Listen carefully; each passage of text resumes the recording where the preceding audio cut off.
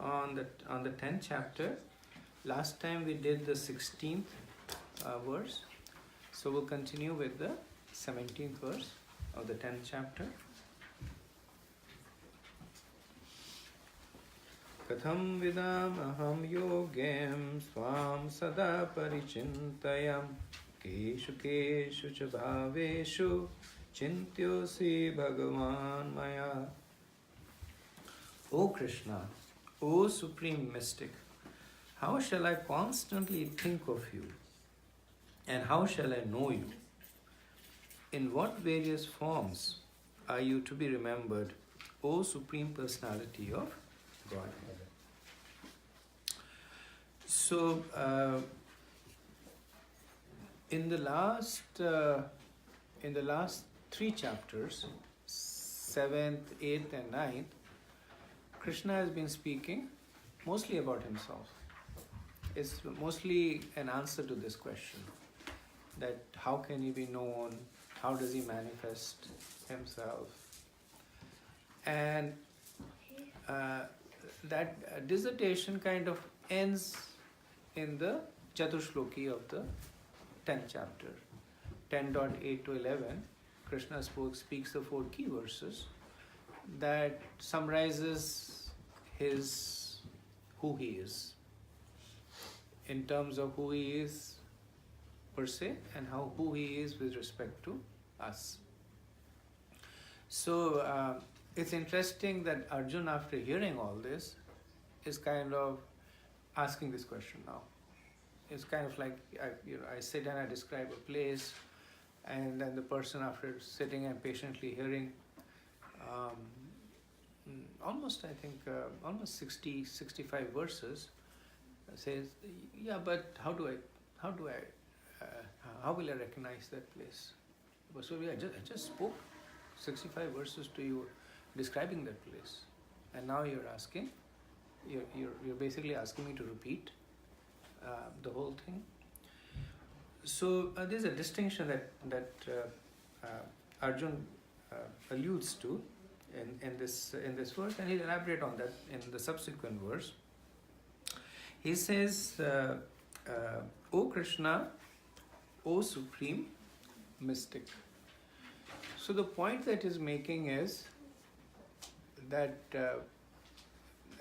so mystic means one that is difficult to conceive.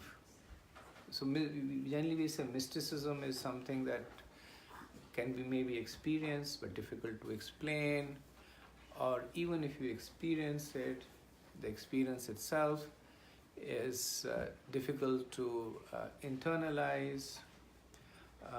So Arjuna is answering that implicit question, saying that yes, you have spoken a lot about yourself, but I also know that in order to really understand you, there is one thing that is needed, which is for you to reveal yourself.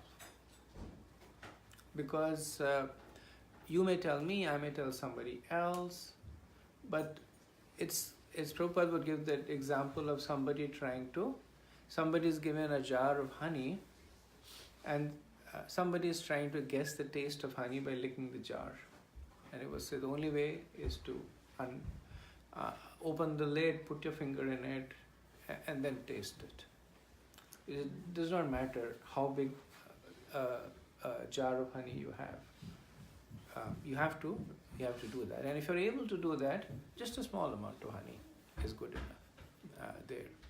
So this process of unlocking the lid and dipping the finger is the process of Krishna making himself available to his devotees. So that's why we can never really understand Krishna, but we can realize him.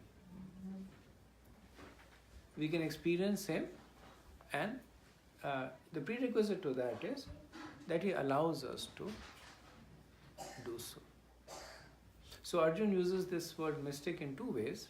One way he says that you're a mystic, so it's difficult for us to understand you.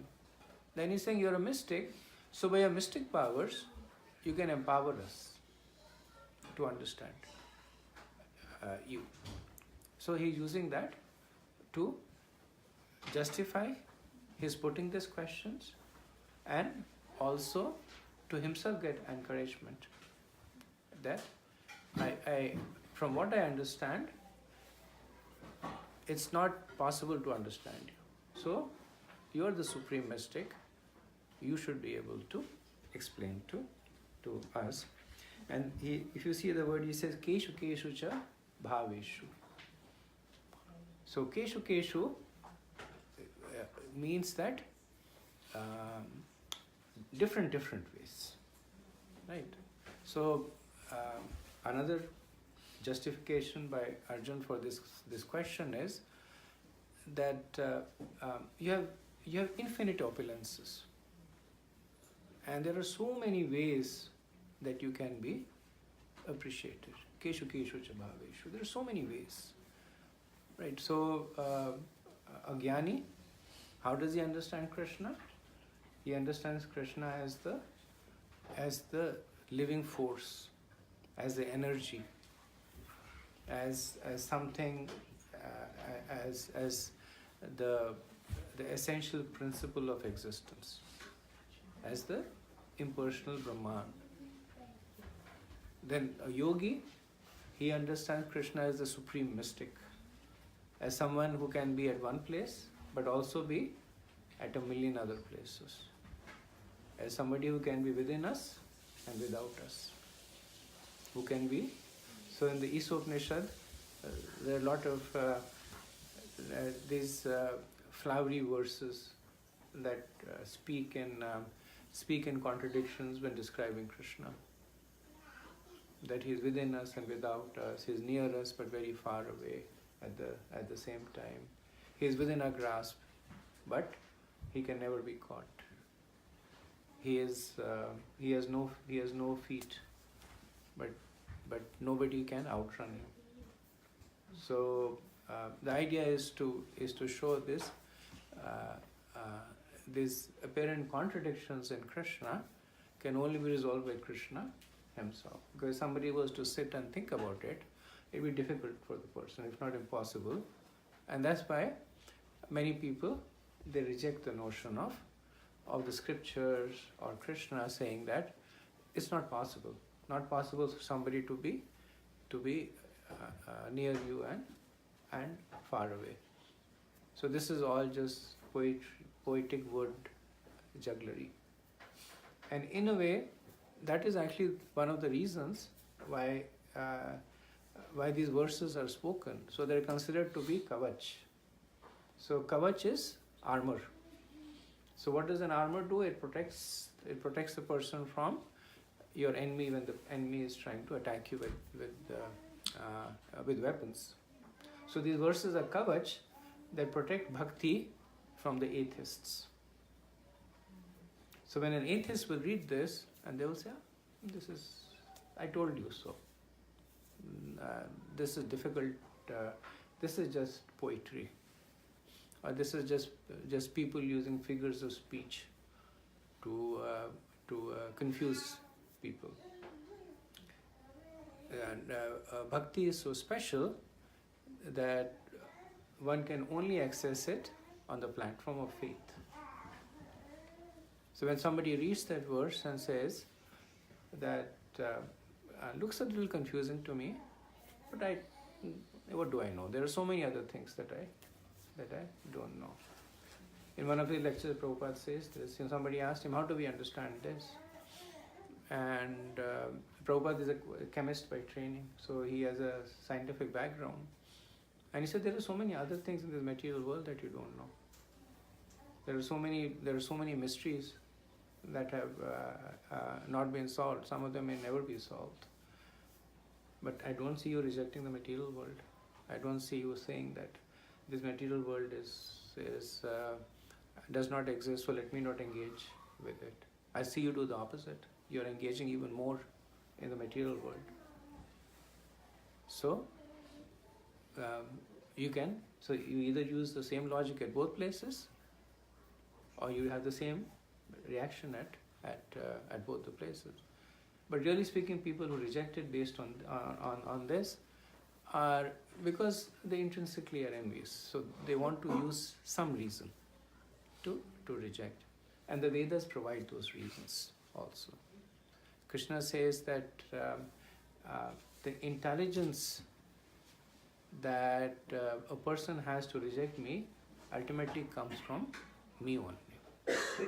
The atheists need a lot of faith to reject God. That faith comes from Krishna. For people who are devotees, life is easy. So there is God, there is Krishna, or whatever name you want to call him, and that is the answer to all the unresolved questions that I have.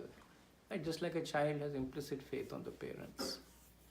They don't understand the parents. They may not completely comprehend everything going on.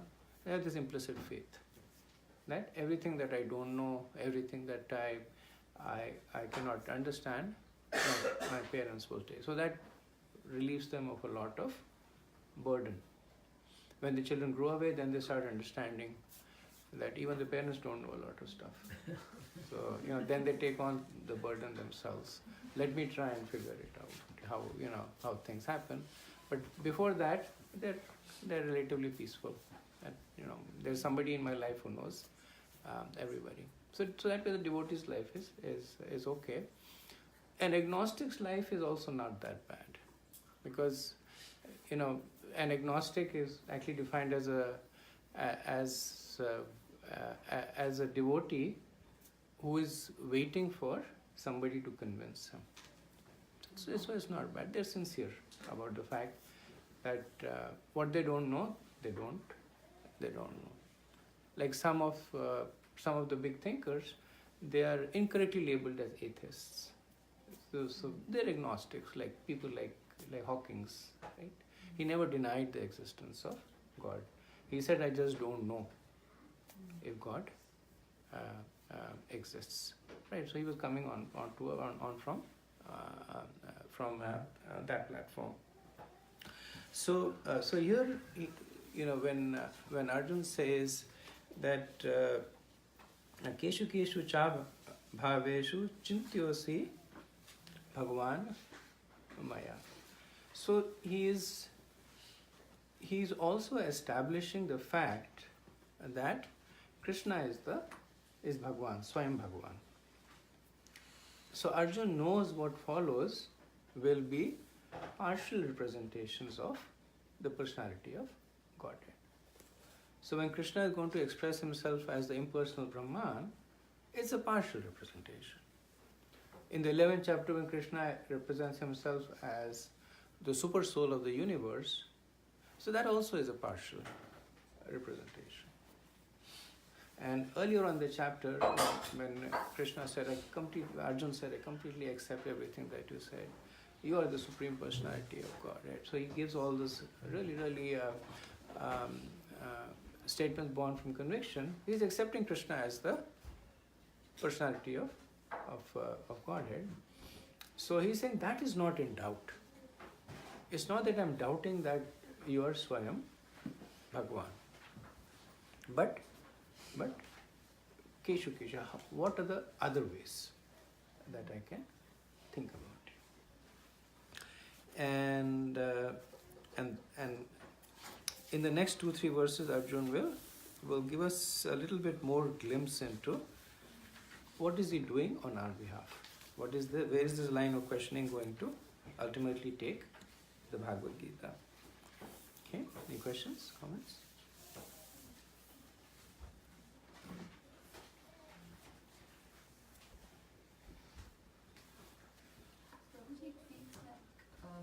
Arjun is overwhelmed with the information he has and he wants to go deep. Is that the power? Yes. That actually, the very next verse speaks exactly about the same point.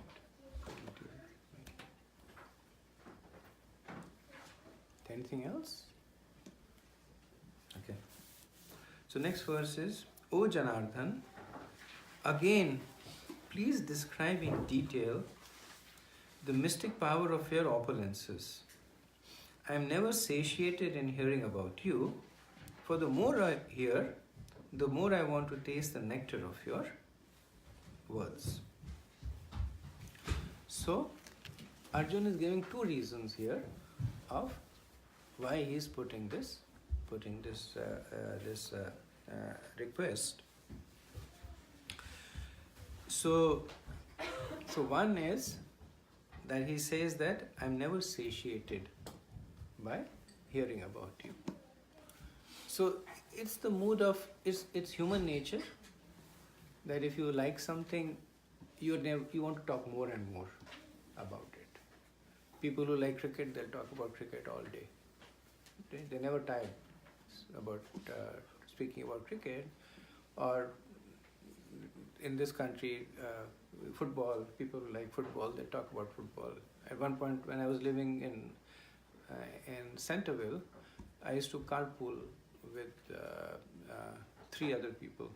All 3 were like big football fans, and the drive used to be like about 90 minutes. And 90 minutes they would speak about football, non-stop. They would speak. I had no idea what they were talking about, but they would go into especially Mondays. Mondays they used to talk a lot because weekend there would be a game, and they would go on and on and on and on. And then at one point I said that it seems to me that you're speaking about the same thing again and again. So then they said, have you ever watched a game? I said, no. So I said, you have to watch a game, then you can speak about it.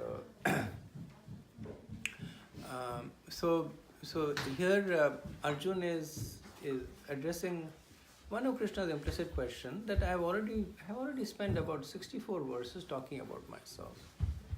And Arjun says, yes, but I'm still not satiated. I still want to hear more about you. Narayani Mataji gives this example about new mothers. I don't think our new mothers have that nature, but she said, or maybe it's basically Mataji to Mataji. Narayani Mataji would say that the new mothers would come to her and they would say, do you know what Gopal did today? Mataji said, I have no interest in what Gopal did. I said, yes. When I gave him milk, he said Gaga. And she would say, I have no interest in hearing what you said. And then she said, yes. After saying Gaga, he said, Goo. So he said, they're so keen to talk about the children, they don't even hear, what you're saying, because their heart is so much full of love for them. They just, it's just overflowing. They want to share with everybody. So Arjuna has that bhav that as a devotee, he's so much in love with Krishna. He's so enthusiastic about hearing Krishna's glories. And he said, Krishna will say, I have spoken 65 verses, and Arjuna, you have spoken just 65 verses. You need to speak many more. So there's a verse that's, I don't know the Sanskrit, but it's a beautiful verse where a devotee says that, may I have millions of tongues by which I can glorify Krishna. May I have millions of ears through which I can hear the glories of Krishna. May I have millions of hands by which I can serve his devotees. So just this mood of having everything and using everything in service of Krishna. So he's saying that I want to taste that nectar. And the second point is that please describe in detail. So Malika made the point that Arjun has gotten some information from Krishna, which is philosophical, which is principles being enunciated by Krishna. I am the primeval force behind everything. So he wants some details, right? You say that you go to Hawaii, it's a beautiful city. You feel like you're in heaven. And then somebody says, okay, what is the weather? What's the temperature over there? Is there pollution over there? Are the people nice over there? So then you want to know some more details that flow from that generalization. So Krishna has spoken about himself in philosophical terms. Now I say, give me more details. Like, tell me specifics that I can wrap my arms around. And you will see that Krishna will. Arjun uses this mysticism over and over again, because two reasons. He wants us to understand that. So one is mystic is beyond our senses. So he does not want us to. So when Krishna starts talking about himself, he does not want us to say that, okay, now I know Krishna. That amongst the cheats, Krishna is the gambler. So Krishna says, amongst the cheats, I am the gambler. So, okay, now I understand Krishna. I'm off to my career as a gambler, right? Or he picks up on some other opulence and says, now I understand Krishna. So difficult to understand Krishna because of his mysticism. And again, the other point is that because of his mysticism, it is difficult to understand Krishna. These are aids that can help us. These are simplifications, and that's the power of analogies. That analogies, they don't contain any truths in themselves. Like, when if somebody says to his beloved that your face is like the moon, it does not contain any truth in it. The face is, obviously, the moon is separate and the face is separate, but the emotion is there. That when I see the moon, I find it to be beautiful. When I see you, I find it to be beautiful. And the thing with analogies is that it is limited to what the person uses it for. Right? The woman might say that the moon has has black spots on it. Do you see those black spots on my face? Say, no, that's not what I meant. I was speaking about the beauty of the moon. So the analogies are only limited to what the speaker intends them to be, not otherwise.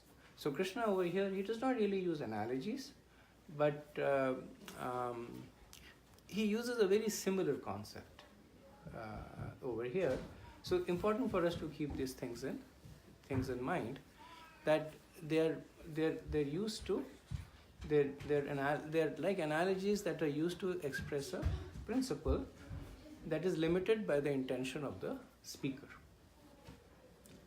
So you cannot extend an analogy yourself. Once Prabhupada was in Paris, and one of the members of the Mensa Society. So Mensa Society is people who are certified geniuses. I think their IQ is 180 and above, something like that.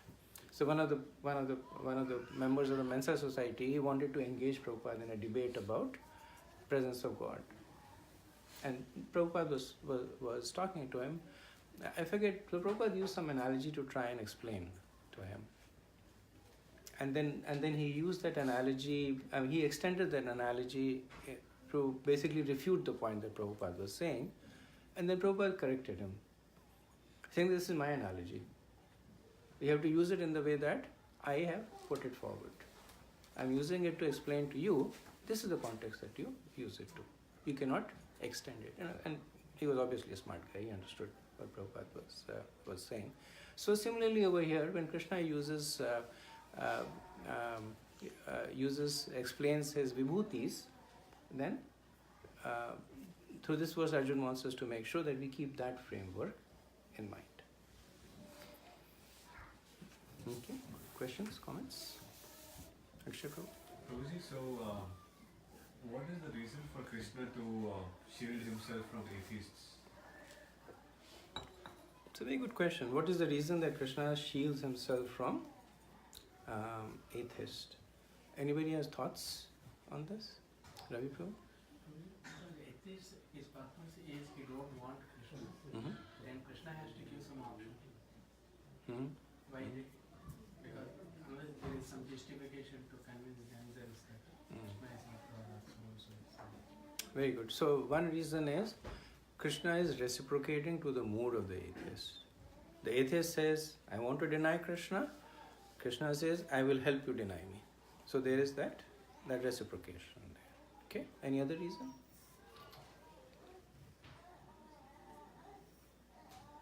So this reason is Krishna as Ishwar.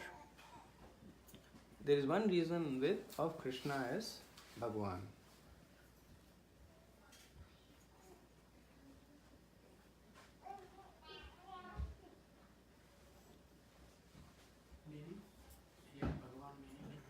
So Bhagwan is so Ishwar is Krishna as the controller. Like Krishna is, for the lack of a better word, Krishna is Lord Vishnu. Right? Bhagwan is Krishna Swayam Bhagwan. With all his sweetness, all his opulences, everything included. And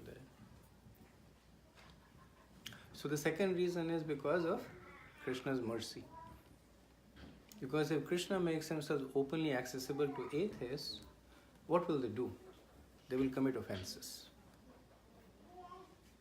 So as themselves, so this explanation is given towards the end of Bhagavad Gita, when Krishna says to Arjun, he gives Arjun two apparently contradictory instructions. And Arjun by this time has got used to it, because the whole of Bhagavad Gita, Krishna has been giving him apparently contradictory instructions. So first he says is that a person who teaches this sacred conversation of mine to another person is very dear to me. No one is more dear to me. I love him more than my life, right? So Arjun is ready to get off to the Rath and speak the Bhagavad Gita. And just a few verses after that, Krishna says that this sacred conversation of ours should never be repeated to somebody who is envious there, right?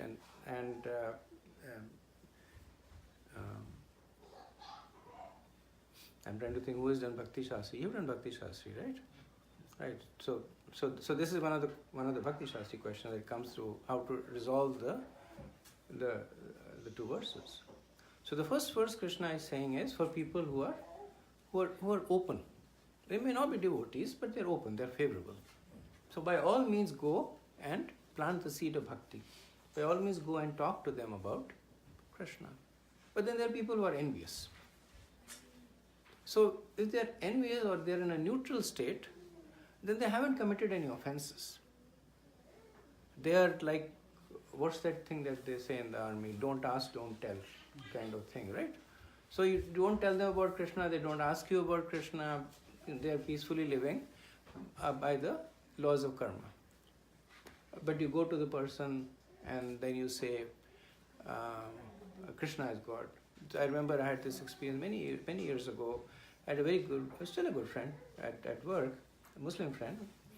And then when I took to the process, so then I would sit down to him and try to convince him that he should give up Islam and become a Vaishnava, right? And he's from India, so he obviously knew Krishna, but he knew superficially. But as I would talk to him more and more, he also started speaking things that were more and more offensive. Things about Krishna's Rasa Leela and the fact that Krishna has a form, and the fact that so it's a different philosophy. The fact that his form changes, many things that were. So I spoke to Gumaraj, and Gumaraj said, you should just don't even preach to him. You just be his friend. That's it. That's the best preaching that you can do. Because earlier on he was making progress. Maybe in his own path he was making progress. Now you have made him an offender to Krishna. So that is why that distinction is there. And that is why when we speak to others, we first kind of in our mind say that is this going to encourage the person or maybe steer there, and sometimes we have to just see it. We don't know it. But that's why it's given small doses, see how the person reacts to it. Okay?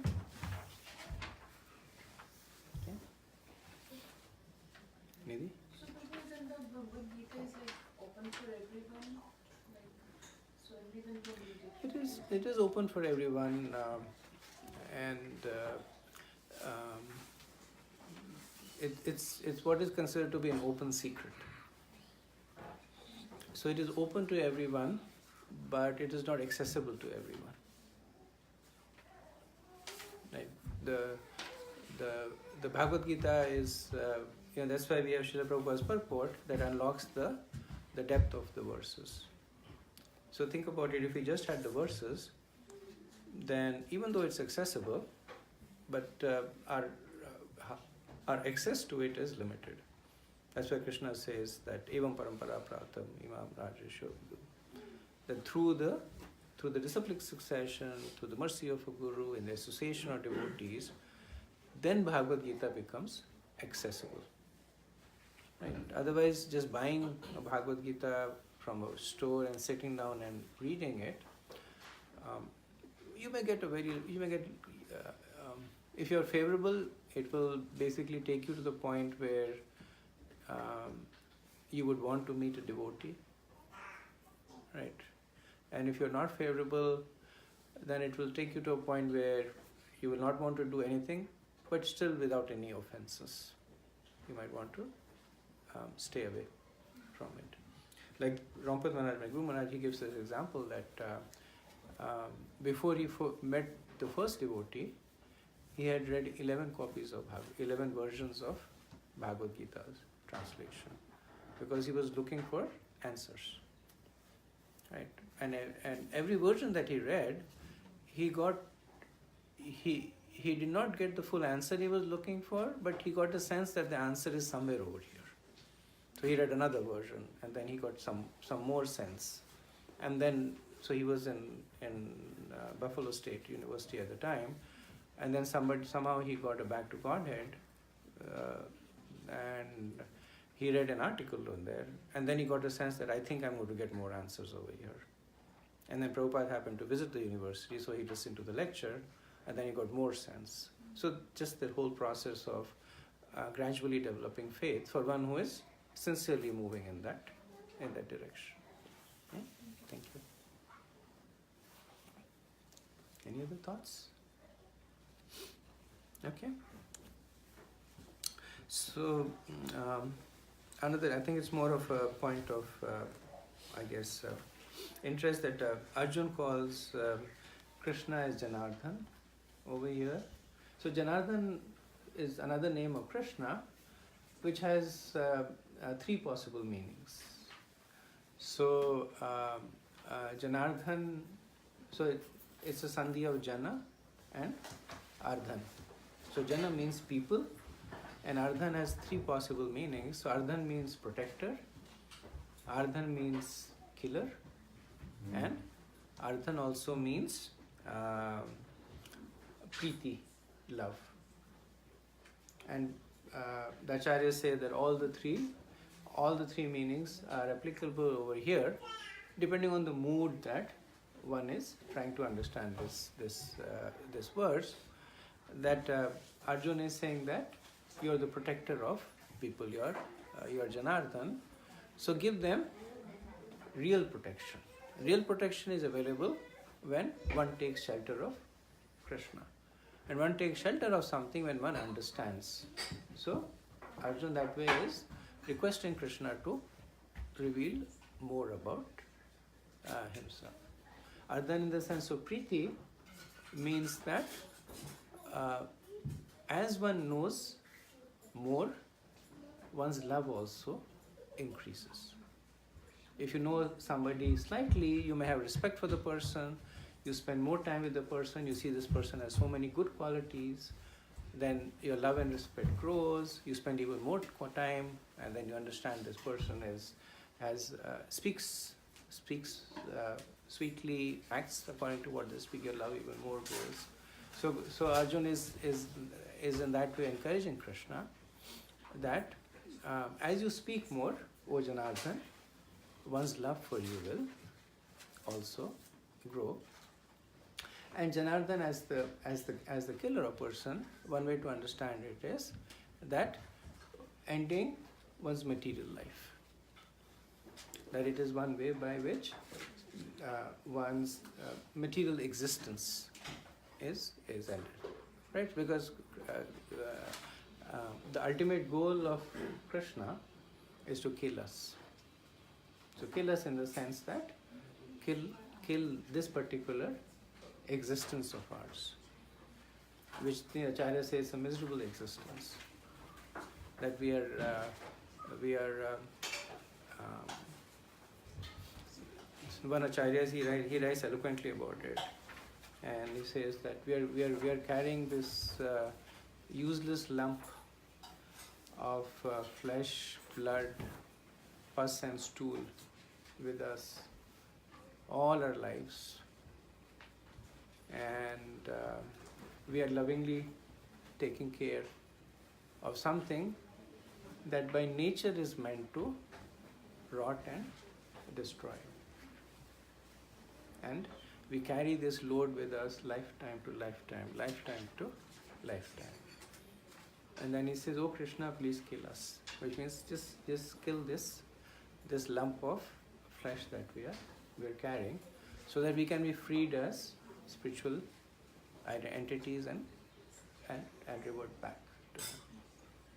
So Arjuna is reposing to Krishna's mercy over there. Be merciful on us and end this miserable material existence. You mentioned the metaphor example, like we should not extend that metaphor to So I did not say metaphor, I said analogy. analogy. So here, is there any analogy in this particular verse? Which verse? Is there that 18 verse? 18 verse.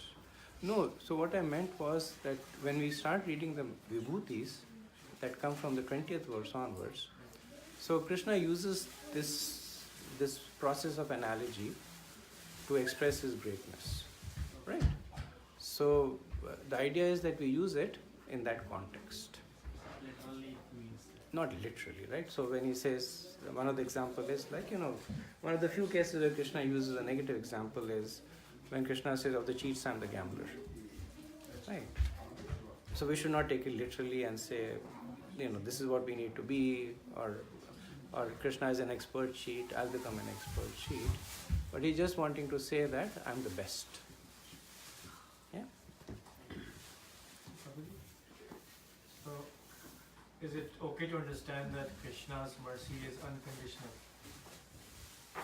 On one end, if you are situated in bhakti, Yeah.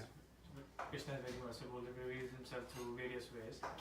On the other end of the spectrum, if you are completely not situated in bhakti, if you're atheist, he's still merciful, and everything in between. Mm. So it's just a practice that we have to do. So our bhakti is tested in different conditions, pleasant, unpleasant. Mm. But if we understand that on both ends of the spectrum, Krishna is being merciful, Mm. then anything that's happening, whether pleasant or unpleasant based on how we perceive it, Krishna is still being merciful to us. So senior devotees, advanced devotees may see even in unpleasant condition as Krishna's mercy. Yeah. I agree with you. And actually, yes, that advanced devotees, they are able to relate everything to Krishna's mercy on them, whether they understand it or not, but they are able to They relate. accept it as Krishna's mercy. They accept wherever, they accept it as Krishna's mercy. And the first point that you made also is that Krishna's mercy is unconditional. That is also true. And so when you say to somebody that Krishna's mercy is unconditional, then one might say, or let me ask you that then if Krishna's mercy is unconditional, then why doesn't everybody take to Krishna? They don't have to taste. They don't have a taste. Yeah, that's a good answer. So we had a little bit of discussion on this last week, and I think Rekha Mataji is not here. She gave a very good answer to this with an analogy that you can consider Krishna's mercy to be like sunshine, which is everywhere. Now, if you open up an umbrella and you put on dark shades, so it's not there, but it's there. It's just that it's not there for you. So his mercy is unconditional. He's not giving it more to one person and withdrawing it from another person. But yes, it is true that one person is availing himself more than the other person. Okay?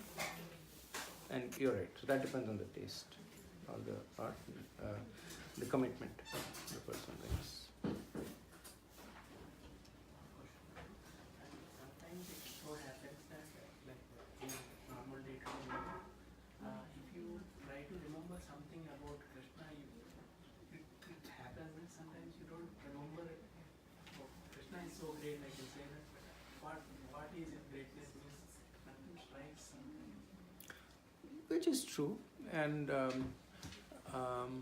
some people try and memorize the 10th chapter. So that is one way. Srila Prabhupada in a lecture he says that. So this is Krishna in the 7th chapter where he says that and the taste of water, right?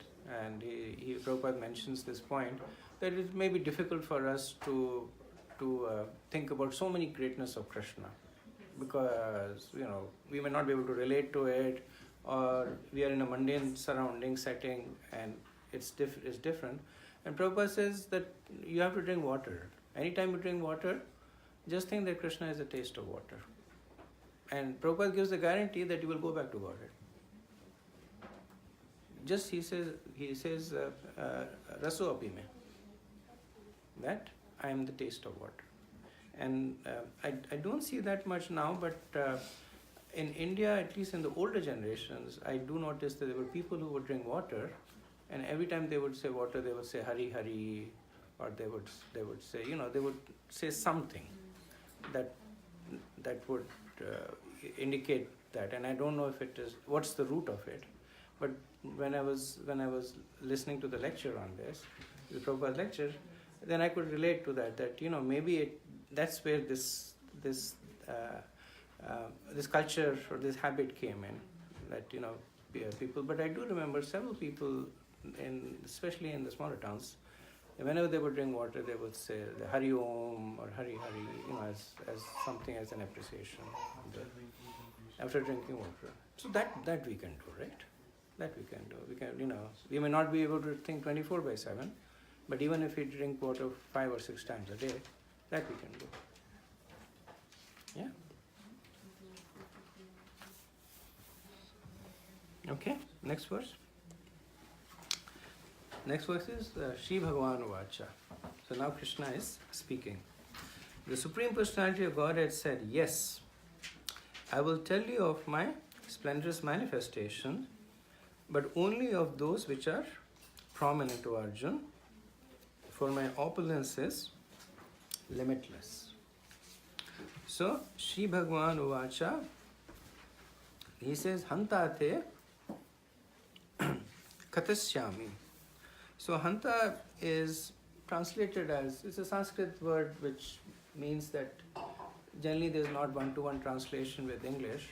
Prabhupada translates it as yes, but the flavor of the yes is yes with a lot of affection, with a lot of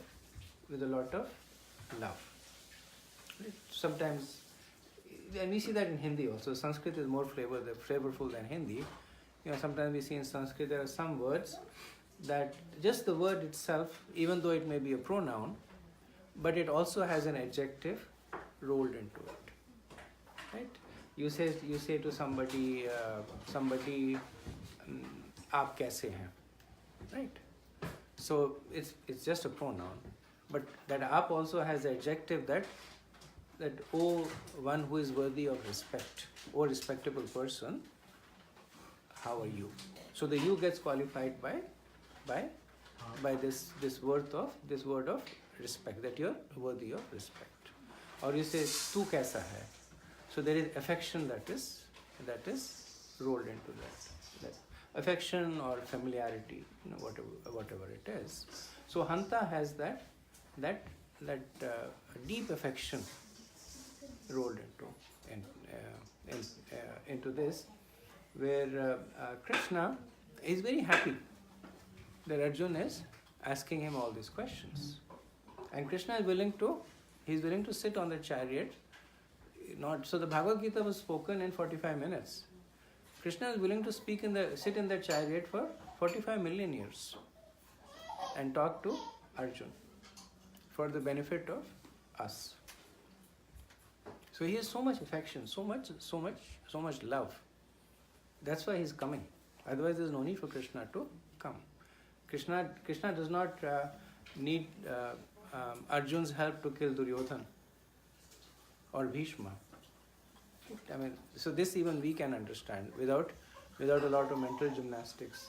That if Krishna is God, he doesn't have to come to Vinashaya cha Duskrita. He can say, Arjun, Bhishma, Karna, gone. They're gone next moment. There. So all this that he is doing is for the pleasure of his devotees. And anything that increases their pleasure increases Krishna's pleasure also. So he says yes, my dear.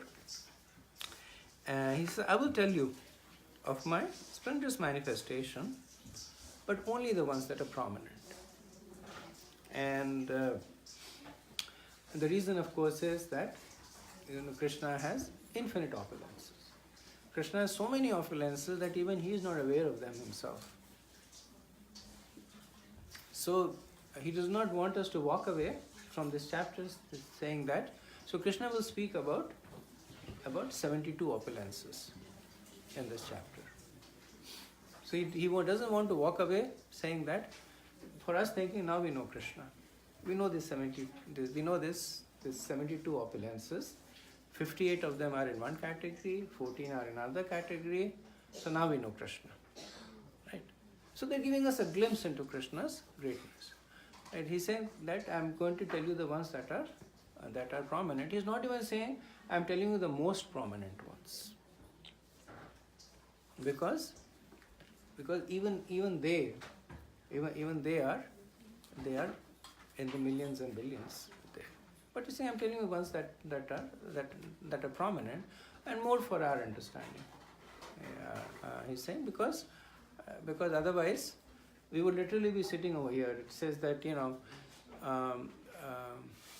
one of the Puranas it is said that when Ananta Shesh appeared, Ananta Shesh is a partial incarnation of Krishna, Lord Balaram, and then he asked for a service. So the service he was given was to carry the universe on his hoods. So Ananta Vasudeva is like, no, this is a really boring service, but I asked for it, so I've gotten it. What to do about it? So he says, how long do I have to hold this universe on my hoods? And Krishna says that you have so Anant Shesh has many hoods. So Krishna says you have millions of mouths, and from the millions of mouths you chant my glories. And when you come to the end of chanting my glories, then you can take the universe off.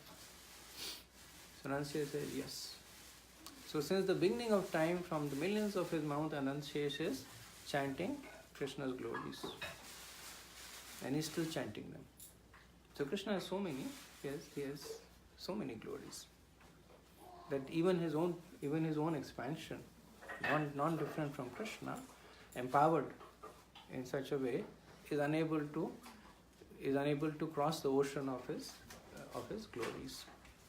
So he's giving us a small glimpse of a glimpse over here. But even that is so splendorous that it has inspired people for time immemorial. Questions, comments?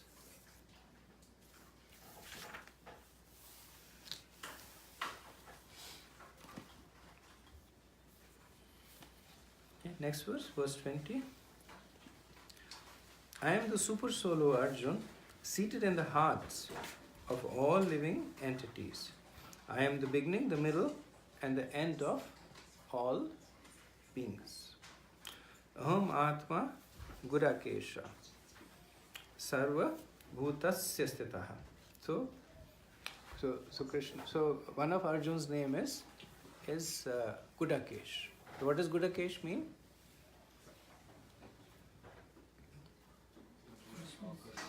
Hmm? One who has conquered sleep. Okay, so that's the more devotee understanding. So Gudakesh is one with curly hair. So Arjun had beautiful curly hair. Kesh means hair, and Guda means entangled. So as for one who has nice curly hair, so Arjun had beautiful hair, so it's called Gudakesh. And Gudakesh also means that one who has conquered dark sleep. Also means because sleep is considered to be the personification of ignorance, also means that one who has transcended ignorance. So all three apply over here. So Krishna is saying, Gudakesh, I mean not that Krishna is attracted to people, especially with curly hair, but it's a term of affection. That, he's saying that, again, like he was saying, Hanta, it's a term of affection he's using. Also, he's saying that to indicate that because you're enlightened, because you've conquered ignorance, and also to say that you're interested in spiritual life. So Gudakesh means one who is overcome lethargy. One was sleep lethargy, one has overcome lethargy. Krishna is appreciating that. Right? Like Friday evening, all of you could be sitting in front of the television. And easy. The whole week is busy. Everybody's looking to unwind. Friday. I know that I used to do that when I was single. Friday, I was in Chicago at the time. I would drive by. I would go to this place called Caesar because they gave one free pizza with another pizza. And then I would buy 2 pizzas. I would sit in front of the TV. And that was my way of, unwinding, because I was at a place where work pressure was very, very high. And again, it's my nature. Some people would say, Friday, let's go there. Let's do this. Let's do that. And I would say, no, this is nirvana for me. Doing nothing there. Right? But all of you have overcome that inertia, that lethargy to say, okay.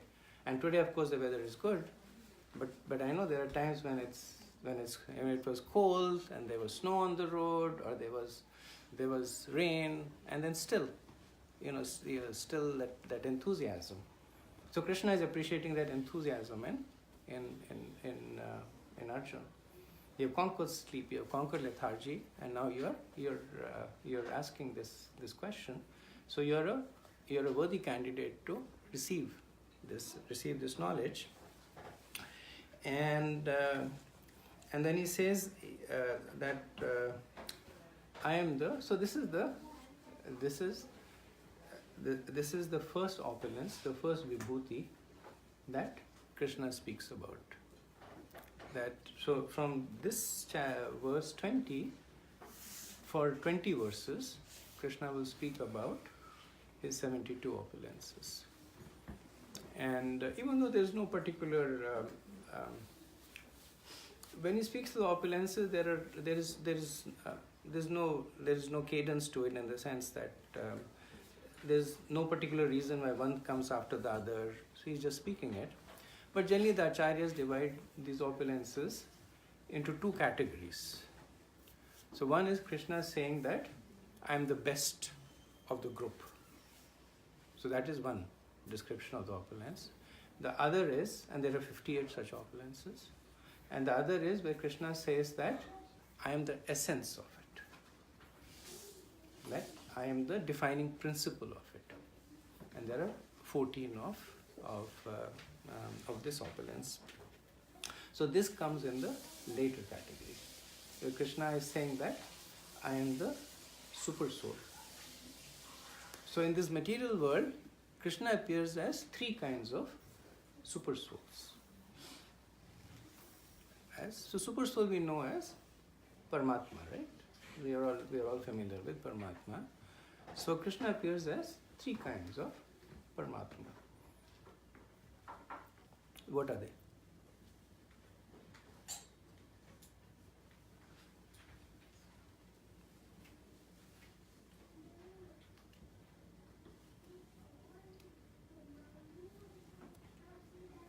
So you all know the answer to this question, I can tell you.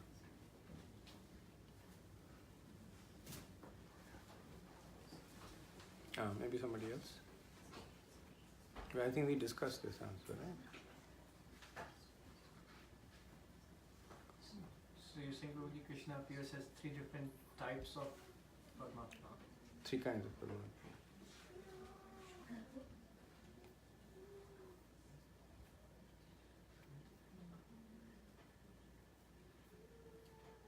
Universal form.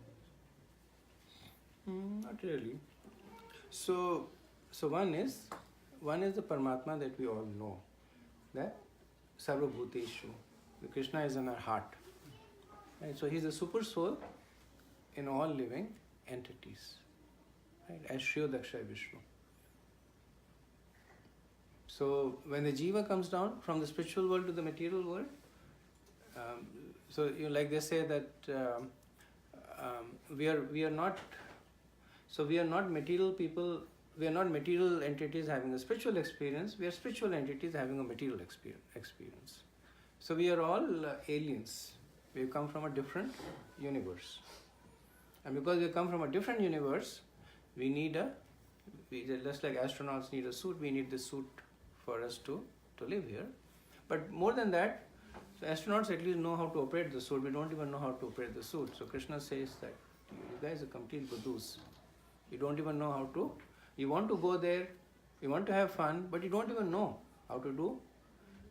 Like they say, you know nothing about nothing. So Krishna says, I'll come with you.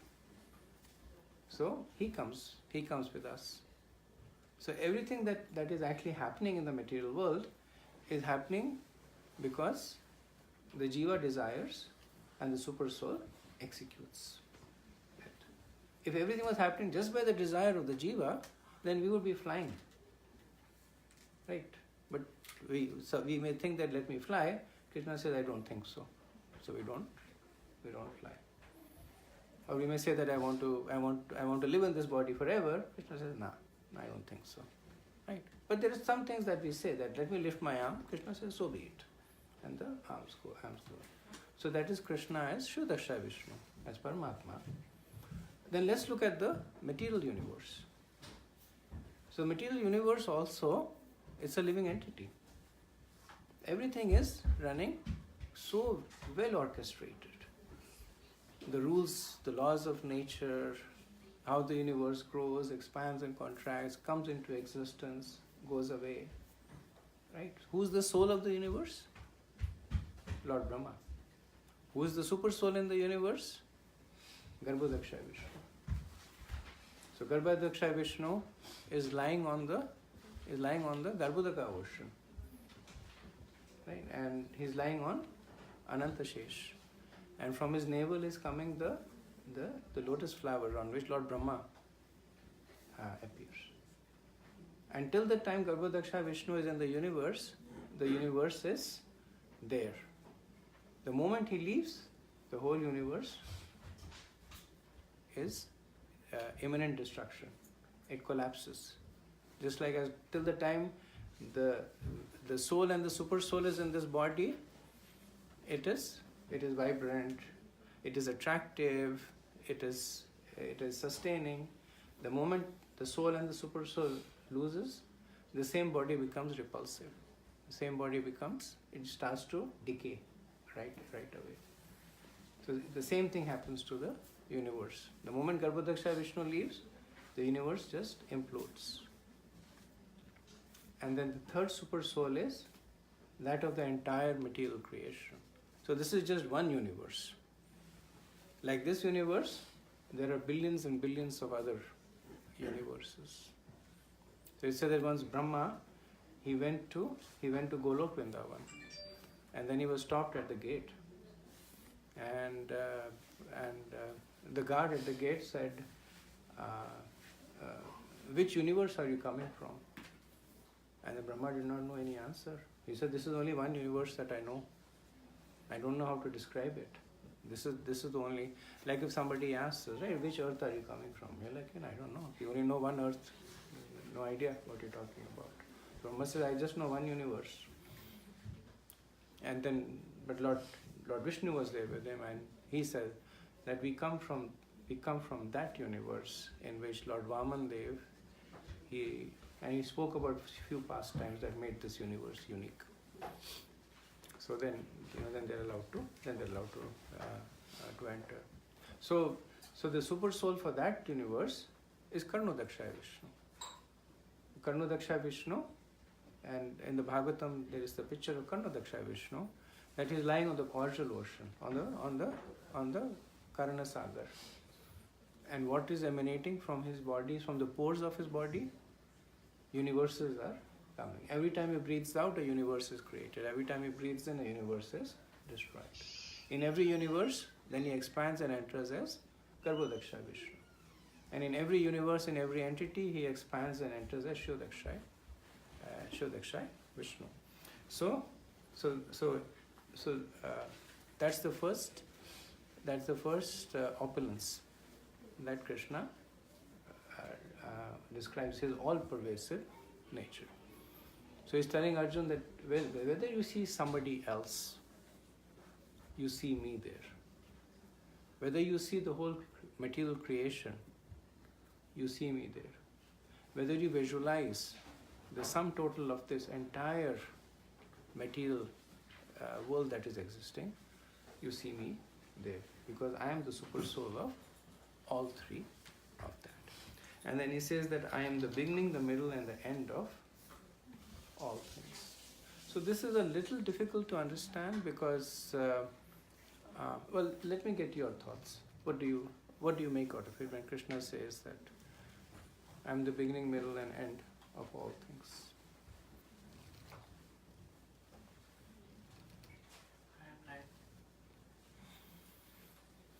One way to look at it is, yes, I am time. I am the controller. I am the Controller. I am the controller. It's talking about the past, present, and future. I am the past, present, and future. Yeah. I think that's a good way to look at it. One way it's a little difficult is because when you talk about the end of all things, earlier on Krishna had said that the soul never came into existence, and it never goes out of existence. Right? So one may ask that if I have no beginning and then I have no ending, then why does Krishna says that I am the beginning and the ending? Fine, I can understand the middle part. The middle part, for a Funda who does not have a beginning and the ending, the middle part is eternal, which is there for the soul, right? Because factually speaking, the soul has no beginning. Never was there a time when you did not exist. Never will there be a time when you will cease to exist. So the only thing that is there is the middle part. But then Krishna is saying, I am the beginning and the ending. So one way to understand it is in the context of the material world, where as the agency of time, things come into existence, stay for a while and go away. From the perspective of a devotee, the life of a devotee begins with the service of Krishna. It flourishes with the service of Krishna. And if the service of Krishna is taken away, then the life of a devotee ends at that time. Because there is nothing for the devotee other than to serve Krishna. Right? So the relationship is established in the context of whether the devotee is able to serve Vaishnavas or Krishna. Right? We see that in our or we will hopefully see that more in our lives, that we led a life and then at some time we were fortunate to come in contact with Krishna and his devotees. And then our spiritual life began. And then it flourished in the association of devotees, and our prayers is that it never ends. If we commit offenses against devotees or whatever, then it may end. But we pray that it never ends. And everything always, the middle, it extends to eternity. Okay. Questions? So that means like Krishna and the soul, they simultaneously came into existence. it was simultaneously Jiva was created as Krishna. So this is one of those, it's like, what are the limits of infinity? So when you say that simultaneously came into existence, you're pointing to a point, you're referring to a point of time they came into existence, but Krishna has just told you that I never came into existence. Yeah, that's Right. So you're qualifying something that is not factual with something that you think that is factual. So you're trying to use simultaneous to qualify came into existence. But came into existence in this context has no factual basis. So simultaneous loses its factual basis. This Krishna said in Bhagavatam that he was there when nothing was there. That's in the material world. Yeah. That's not in the context of the spiritual world. So he says I was there when nothing was there, and I will be there when nothing is there. To say that the material world rests on him. Before there was Brahma, before there were the Saptarishis, before there was anybody, Krishna was there. Everybody is gone, Krishna is there. And the same simultaneousness is used also for the scriptures. Just like there was never a point when the jiva came into existence, there is never a point when the scriptures came into existence. They have always been in existence and they will always be in existence. So these three things, Krishna, jiva and the Vedas, they are eternal. Prabhu? It's not a question actually, but I'm just trying to analyze soul versus super soul. So soul, as we know, both of them, doesn't kind of exist or cease or ever always existing.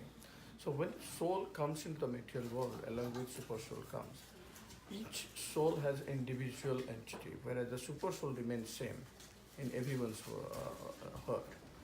So is it kind of one of the opulence of Krishna coming as a super soul, both in the spiritual world or in the material world, to guide the soul continuously? Is it happens that way? Or at any point of time, soul has its own individual existence to perform the devotional service? I'm not sure if So there is no super soul in the spiritual world. When the soul returns to the spiritual world, then Krishna as a super soul says, good job, now you're on your own. You don't need me as a super soul. Because you have the source of the super soul with Krishna. I give the example of us coming down to an alien world where we know nothing about nothing. When we go back to the spiritual world, it's not an alien world. That's our home ground. We know. We know we don't need a GPS, right? When you go back to your city, you don't need a GPS to go along. You can figure everything out. So we know all the kunjas over there. Yes, in the material world, it's Krishna's opulence. Prabhupada would give the example of he would quote acharyas to give the example of how sun is reflected in. So you have 1 million earthen pots filled with water, and the sun is reflected in all of them. Same sun that is reflected, but in each earthen pot there is a sun there. Or same sun analogy would say there are 100 people standing. Each person will say the sun is shining on my head. Same sun that is shining on 100 people's head. That's the opulence of the sun. Of course, in this case, it's more passive. But when Krishna comes as the super soul, he expands, and each super soul is interacting personally with the soul there. So that you're right. That is his opulence. Yeah, Parikshit, and then Prabhu, and then Prabhu. Is it okay to understand that this opulence of all pervasiveness is symptom of mercy? Yes, of course. It is a symptom of his mercy from both. From Aishwarya, as an opulence, it is a symptom of his mercy, because by his all-pervasiveness, he sustains everything. Remember we did the 3 meanings of Janardhan. One of them is Janardhan means that he is supporting this material world by his all-pervasiveness. He says in the Brahma Samhita, he says that out of fear of me, the planets stay in their orbits. Out of fear of me, the sun rises and sets in time. And he doesn't say the other things in the Brahma Samhita, but it also says out of fear of Krishna, even at a minute level, everybody is following their dharma. That everything has a purpose, and they follow that. Why does water retain its nature? Why does not water suddenly start acting as mercury? Right? You drink water because mercury in your body, it poisons you. But no, the water will retain its dharma out of fear of Krishna. So that is his opulence. And the other opulence is also that for devotees, he's always there. Right? Somebody might say that I don't have a temple, but he's there in his name form. Right? Somebody might say that I cannot speak, but he is there in smaran. He is there in meditation form. Somebody might say I cannot meditate. He is there in the deity form. So for devotees also he is present. He is present everywhere to give his mercy one way or the other. Yeah. He's made himself accessible for all our senses. All our senses. Anything that we can use, we've made it accessible. Yeah. Prabhu. It's more of explanation, like you already explained before, like when we go to the spiritual world, like when we die, we carry our mind and intelligence, right? Yeah. But when you go to spiritual world, you have explained, I forgot, you drop your karan sharir or? You drop both, your gross body and your subtle body. Okay. You drop both of them. So that gross body, the subtle body, is that the Jiva Tattva, like say, living or? No, the Jiva Tattva is you, right? Jiva Tattva is the Jiva. Yeah. The Jiva is one which has the body, right? In body. Right, so think about it this way, right? That you in winters you wear a shirt and you wear a coat on it. So you may take off the coat, you may take off the shirt, but still you are there. So the Jiva has a subtle body, on top of the subtle body has a gross body. Right? There are many, of the 4.32 million species, there are 200,000 species of human beings. Right? And there are many species that don't even have a gross body. So think of a species of human beings that don't have a gross body. Which one? Tell me, which one? You know. So there are a lot of living which we can't see by eye. Like ghosts, right? Ghosts don't have a gross body, they just have a subtle body. Right? So they can travel anywhere, they can travel at the speed of mind. But because they don't have a gross body, they cannot satisfy their gross senses. So that's why they feel hungry, but they can't eat. They feel thirsty, but they cannot drink, so they suffer. They suffer a lot. But the jiva is there, and the subtle body is there. But then there are higher creatures, like Lord Brahma. He does not have a gross body. He just has a subtle body. He just has a subtle body made of intelligence. That's it. And some of the yogis, they convert the body into like our friend Hiranyakashipu. He converted his body into air. That's how he was able to stand there for 36,000 years. Right? His whole gross body had dissolved. He was sustaining his life airs just by air. He was sustaining it. So the Jiva Tattva is the one that powers the gross and the subtle body. There. Is that okay? That answers your question? So, these are not the needs of the gross body, but they are the needs of mind. They are not that much the needs, but they are more like the wants. Right. So, and it's a different discussion, but but sometimes when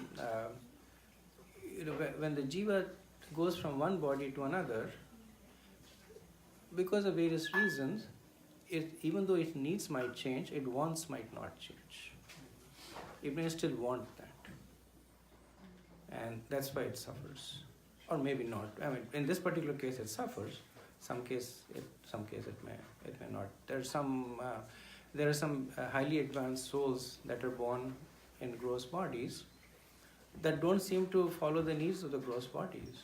You know, they don't feel hunger, they don't feel thirst, they don't feel heat, they don't feel cold. They have the same body made of the 5 elements there, right? The body has the needs, but they don't have the wants there. Yeah? It's true. One question. So maybe just thought about it, like Arjuna, at least from so far, had mercy of Krishna, right? In terms of everything, and he experienced Krishna, and that's why he was asking all this question inquisitively. Right. So in our life, right, we have this experience where we say it's mercy of God. Yeah. But sometimes we have this negative emotions, and we say, and then our faith goes down. Yeah.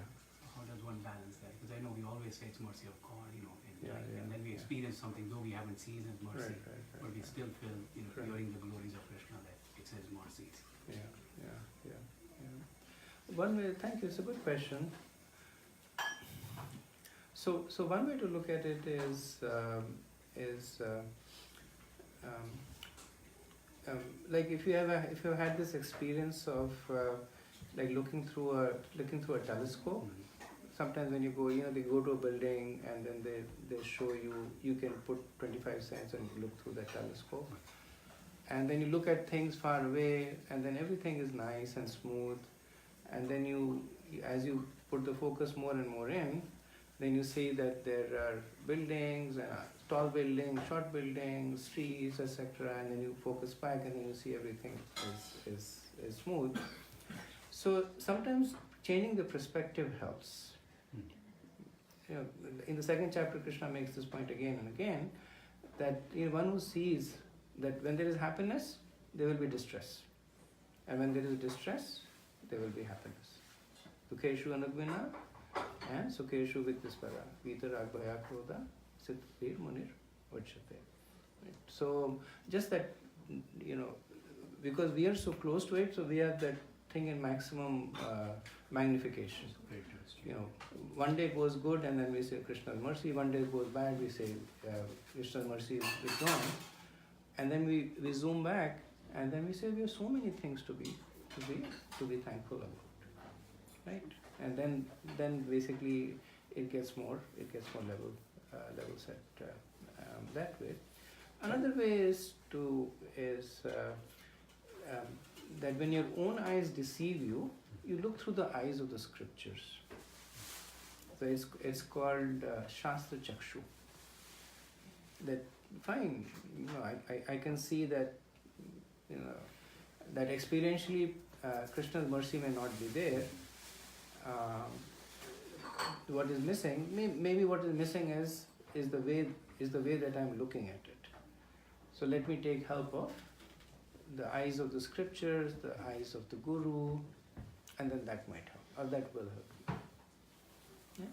Thank you. Nice question. Bhuvan, you had a question or no? Okay, somebody else had a hand. Okay, yes, bro. Brahma is the soul of its universe. What is the soul of entire material creation? Don't know. Even though they say that it's a little bit of an esoteric topic, but some of the discussion is that the super soul is never without the soul in the material world.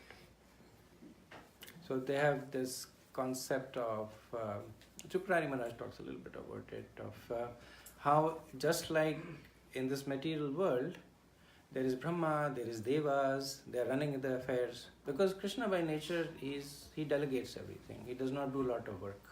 The first thing he does, he comes and sees something, there is work to be done. He says, you do the work. And, I'm going for Yoga Nidra. So it's very likely that if Garbhodaksha Vishnu does that, then Karnodaksha Vishnu also does that. We know Karnodaksha Vishnu is also in Yoga Nidra.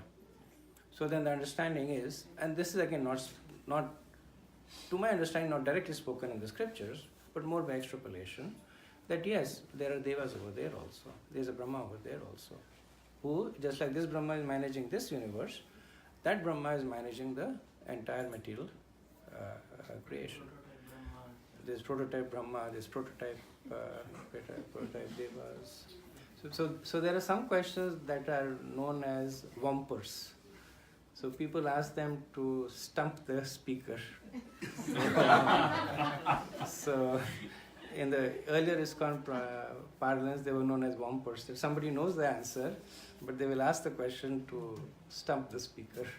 So, but Stump word came from the cricket. the cricket. Yeah. Another stump. What Okay. does that relate to spirituality? No, the stump is definitely. The devotees have this ability to relate everything Anything. to spirituality. Well, in Gita Nagi, one person was saying that ever since I became a devotee, I have not slept a single day. I was like, really? You haven't slept a single day? One person said, Prabhu, in the morning I saw you were sleeping. I got up before you. You were sleeping at that time. I said, no, I was giving my body rest. Soul is always awake.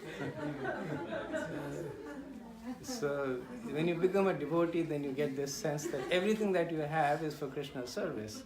So the soul looks at the body and says, take some rest so that tomorrow you can serve Krishna. So he said, I was giving my body some rest there. I was not really sleeping. And Prabhupada would say that in the context of Jagannath Puri, actually, he said that when demigods look upon people sleeping in Jagannath Puri, they see devotees giving Dandavat Pranam to Lord Jagannath. So even when they are sleeping, they are executing devotional service. So when I heard that, I said I should go to Jagannath Puri and sleep there. So, like they have these things like, lose weight while sleeping. So make devotional advancements while sleeping. People can lose weight by sleeping because they don't eat anything.